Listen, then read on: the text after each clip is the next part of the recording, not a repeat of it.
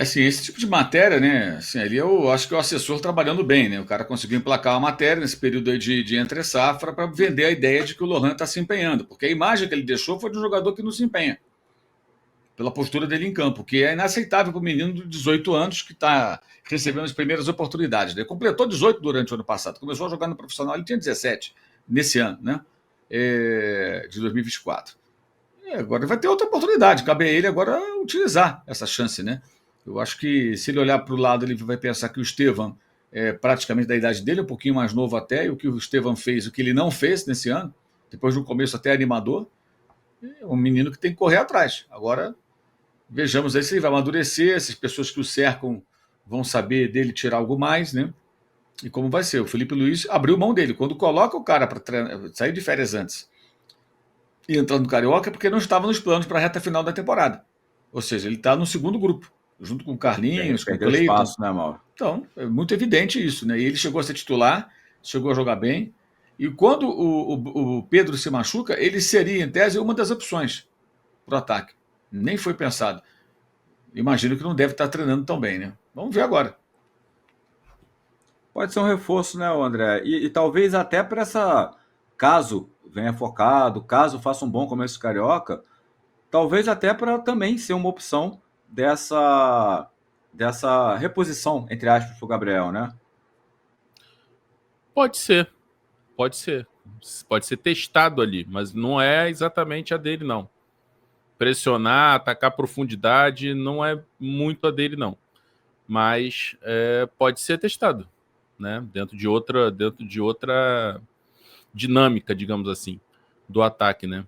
É uma questão de observar, mas eu acho que principalmente assim, sendo bem objetivo, Lohan tem que voltar ao radar dos times europeus, porque era uma promessa de ótima venda no Flamengo, né? E talvez os clubes tenham dado uma recuada por conta dessa, que é muito claro, né? Assim, com essa intensidade aí, ele não joga nem no Flamengo, que dirá num clube grande da Europa.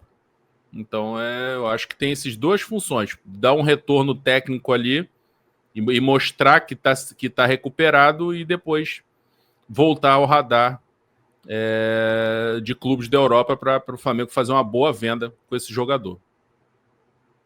É isso. Vamos ver então. Né? O Ayrton Carvalho mandou aqui uma mensagem no Clube de Vantagem. Será que o Gabriel assistiu ao Romário ontem? Incrível posicionamento dele. E zero impedimento. O Romário sempre foi craque, né? Fez gol ontem para variar. Eu vou pedir para a produção botar aí, rapidinho, uma fala do BAP, para a gente falar um pouquinho sobre a eleição no Conselho Deliberativo que está acontecendo nesse momento no Flamengo. Tá no ponto, Felipe? Então vamos ver o BAP aí, que também falou da eleição, né, que ele venceu para a presidência do Flamengo. Solta aí, Felipe.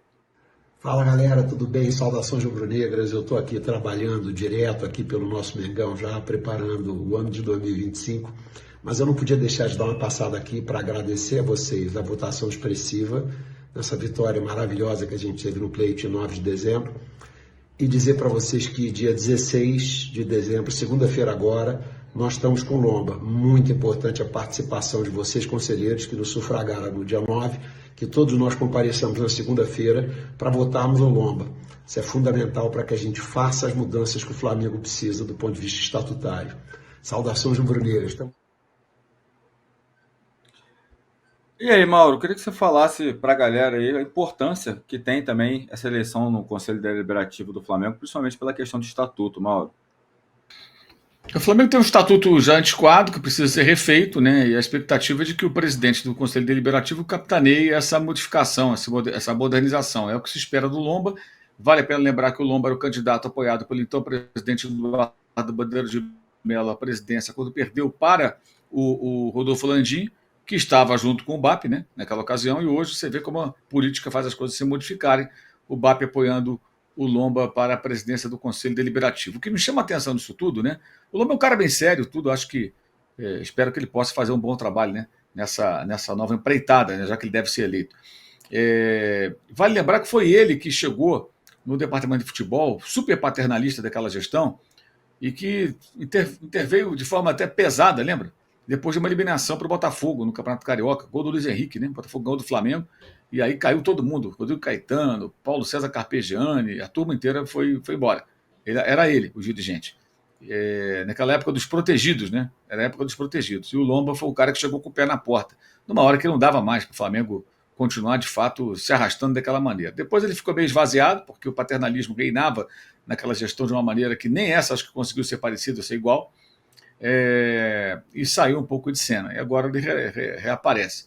A missão dele importante é essa. Chama atenção também, um detalhe que eu conversava até com um colega ontem, como pode, né? O Landim, se você parar para analisar, o Landim ganhou títulos, passou de 400 milhões de faturamento por ano para 1,3 no ano passado, desse ano não temos ainda o número fechado, né? Mas ganhou campeonatos, dizem que o clube lá na Gávea está mais bem cuidado, melhorou e tal. Eu digo dizem porque não sou frequentador, né? Então as pessoas falam que está melhor, até a gente da oposição admite isso, já admitiu isso em conversas que eu tive. Então é interessante observar que, apesar disso tudo, ele perdeu tudo, né?